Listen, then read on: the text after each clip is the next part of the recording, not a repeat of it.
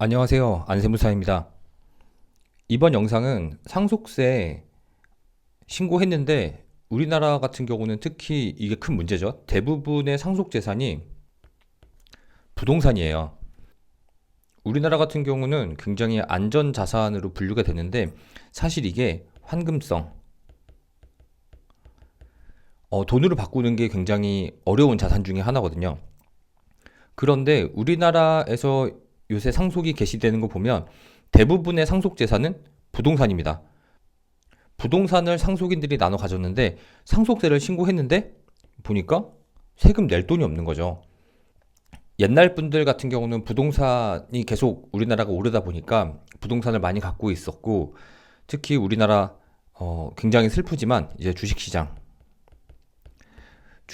굉장히 안 좋은 이미지가 있기 때문에 사실 주식은 버튼 누르면 이틀 뒤에 돈 들어오잖아요. 그래서 대부분 주식은 많이 안 갖고 있고 부동산을 갖고 있어요. 그런데 상속세가 어마어마하게 많이 나왔는데 이거를 지금 낼 돈이 없는 거죠. 제가 최근에도 상담을 했는데 부동산을 50억 정도를 상속을 받았습니다. 그리고 상속세가 10억 정도가 나왔어요. 많은 사람들은 얘기하죠. 부모님이 50억 물려줬는데 10억 못 내냐? 쉽게 얘기할 수 있는데 50억이 전부 다 부동산이면 이거 10억을 이거를 상속인들의 소득에서 낸다고 하면 상속인들의 삶의 질이 굉장히 낮아지는 거죠. 이거 연부연납해서 낸다 그래도 10년에 걸쳐 내게 되는데 10년 동안 세금을 매년 1억씩 내면은 내 소득에서 1억씩 빠지는 거죠. 사실상 50억짜리 부동산은 가지고 있지만 나의 삶은 그렇게 나아지지 않습니다. 그랬을 때 제가 많이 추천을 해드리는 게 부동산으로 물납하는 거예요. 전제 조건이 붙었죠? 잘 안 팔리는 거. 안 팔리는 부동산으로 물납을 하면 사실 상속인들의 이런 현금으로 내야 되는 세금 부담이 굉장히 많이 줄어듭니다. 어디죠? 영등포 세무서가 최근까지 썼던 건물인데 세무서 건물인데 지금은 옮긴 걸로 알고 있어요. 거기가 목화 예식장 하시던 분이 사망을 하면서 상속이 개시됐고 상속인들이 영등포에 있는 목화 예식장을 상속세 물납을 했고 영등포 세무서가 그때 당시에 다 쓰러져가는 건물을 쓰고 있었는데 이제 예식장 건물을 세무서로 쓴 거죠. 이 목화 예식장 건물을 영등포 세무서가 굉장히 오래 썼던 걸로 알고 있어요. 이제 세무 공무원분들은 이제 다 쓰러져가는 옛날 세무서 건물 쓰다가 이제 바닥에 대리석 깔려 있고 이제 그때 당시에 굉장히 결혼식장으로 쓰였던 데니까 근무 환경이 갑자기 유럽 중세 시대에 있었던 사람들처럼 그런 느낌을 받지 않았을까라는 생각을 해봅니다. 제가 다음 페이지에 물납 신청서를 한번 가지고 와봤거든요. 그래서 물납 신청서 같이 한번 작성을 해보면서 추가로 알려드릴 정보 전달해 드리도록 하겠습니다. 이게 물납 신청서예요. 보면은 상속세라고 써 있죠? 그냥 물납 신청서가 아니고 상속세라고 써 있는 거는 지금 현재 상속세만 물납을 할 수 있습니다. 옛날 서식들을 보니까 여러 세목들을 물납을 할 수 있었던 걸로 보이는데 지금 현재는 어쨌건 상속세만 물납이 가능하다는 거 알고 계시면 되고 여기 신청인의 이름 쓰고 이런데 인적사항 쓰면 되겠죠? 그리고 물납 종류는 당연히 부동산이니까 부동산 중에 토지, 지방에 있는 토지들 요새 잘 안 팔리거든요. 예전에는 토지가 굉장히 투자 가치가 있었는데 요새 건축비가 워낙 비싸다 보니까 땅을 사서 개발을 하기보다는 이미 건물이 지어져 있는 거를 사시는 분들이 많은 것 같아요. 그래서 뭐 참고로 그냥 체감하기에 토지는 잘 안 팔리는 것 같습니다. 이런 거 이제 물납하면 좋은 거죠. 소재지 쓰고 평가 기준일은 상속 개시일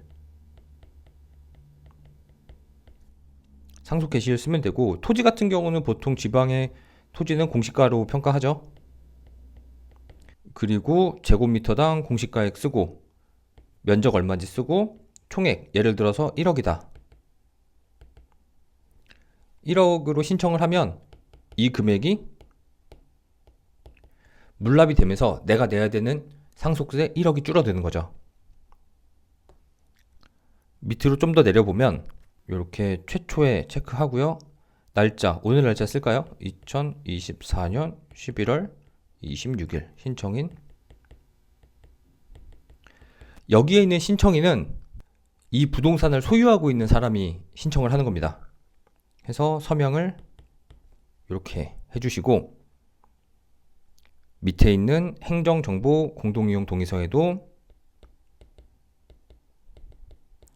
이름 쓰시고 서명을 이렇게 해서 제출을 하면 세무공무원이 이 부동산의 각종 권리들을 분석을 해서 물납을 받을지 말지 결정을 해서 알려줍니다. 물납 결정이 되면 세무서에 한번 가셔야 돼요. 이 소유자께서 세무서에 인감도장이랑 인감증명서 챙겨서 한번 가가지고 소유권 이전 관련된 등기 서류를 작성을 하셔야 돼요. 이렇게 되면 내가 내야 되는 세금이 요 물납 신청된 금액만큼은 줄어드는 거죠. 이 제도가 저는 굉장히 요즘 같은 부동산 시장에선 좋은 것 같아요. 그리고 종종 이제 세법의 진심인 납세자분들이 있는데, 조세 채권을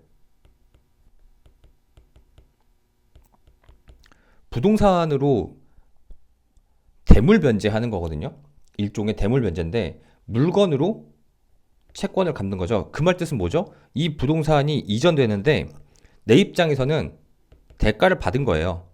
저 사람한테 갚아야 될 돈을 안 갚아도 되는 거니까 대가를 받은 걸로 봤다. 부동산이 이전됐는데 대가를 받았다? 그 말 뜻은 뭐죠? 양도세 나오는 거 아니냐라고 물어보시는 분들이 있어요. 정말 세법의 진심인 분들. 네, 양도세 나옵니다. 나오는데 이게 지금 상속재산 같은 경우는 취득가액이 양도가액이 되거든요. 한마디로 양도 차익이 발생이 되지 않는 거죠. 그렇기 때문에 상속받은 재산으로 물납을 했을 때는 양도세가 나오지 않습니다. 다만 주의해야 되는 거는 상속받은 재산이 아니고 내가 다른 재산을 갖고 있고 그걸로 물납을 할 때는 양도세가 나올 수 있다는 거 알고 계시면 되고, 이 부분 지우고요.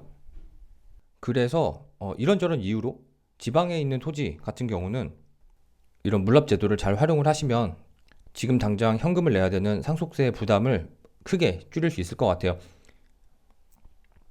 상속세 물납 관련 업무가 필요하시거나 또는 상속세 신고 업무 등이 필요하신 경우에는 업무를 보고 있으니까 연락을 주시면 될 것 같습니다. 이번 영상은 여기까지 하겠습니다. 감사합니다.